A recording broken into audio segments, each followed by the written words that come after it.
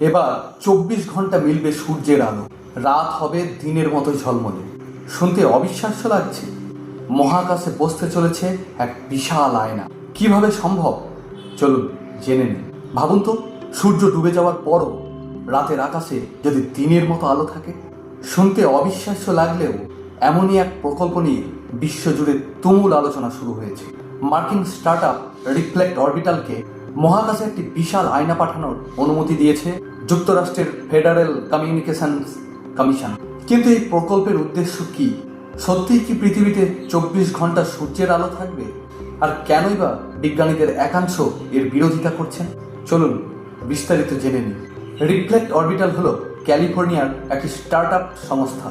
তাদের পরিকল্পনা হলো পৃথিবীর নিম্ন কক্ষপথে একটি প্রায় 60 ফুটের প্রতিফলক আয়না প্রতিস্থাপন করা।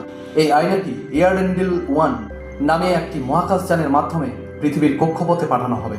পরিকল্পনা অনুযায়ী চলতি বছরের শেষের দিকে এই পরীক্ষামূলক উৎক্ষেপণটি হতে পারে।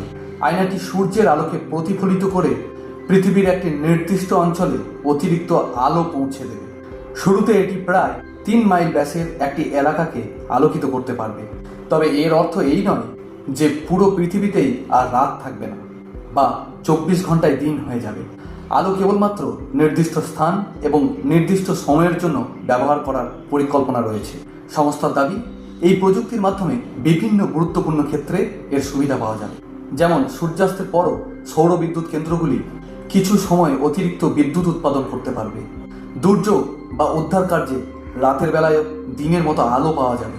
রাস্তা নির্মাণ কাজ এবং জরুরি পরিষেবায় আলোর ব্যবস্থা খুব সহজভাবেই করা যাবে। কৃষিক্ষেত্রেও কিছু বিশেষ পরিস্থিতিতে অতিরিক্ত আলো কাজে লাগাতে পারবে। সংস্থার সহ প্রতিষ্ঠাতা বেন নাওয়াকের মতে, যদি সৌরশক্তির ব্যবহার বাড়ে তাহলে জীবাশ্ম জ্বালানির ব্যবহার কমতে পারে এবং জলবায়ু পরিবর্তনের প্রভাব মোকাবিলায় বেশ কিছুটা সহায়তা মিলতে পারে। তবে এই প্রকল্পকে ঘিরে প্রবল বিতর্কও তৈরি হয়েছে।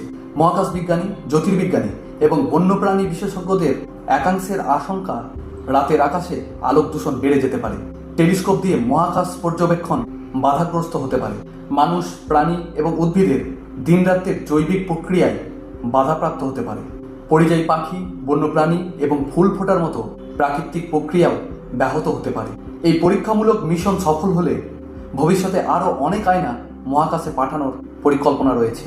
তবে এসব এখনও পরিকল্পনার অংশ। বাস্তবে কতটা সফল হবে তা নির্ভর করবে পরীক্ষার ফল এবং ভবিষ্যতের বৈজ্ঞানিক মূল্যায়নের উপর। সব মিলিয়ে বলা যায়, মহাকাশে প্রতিফলক আয়না বসানোর পরিকল্পনা নিঃসন্দেহে অত্যন্ত অভিনব এবং প্রযুক্তিগতভাবে একটি গুরুত্বপূর্ণ উদ্যোগ।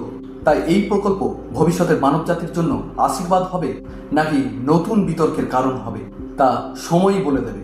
ভিডিওটি তথ্যবহুল মনে হলে লাইক করুন, বন্ধুদের সঙ্গে অবশ্যই শেয়ার করুন এবং এরকম গুরুত্বপূর্ণ আপডেট পেতে হলে চ্যানেলটিকে সাবস্ক্রাইব করে রাখুন। BM informer. ধন্যবাদ।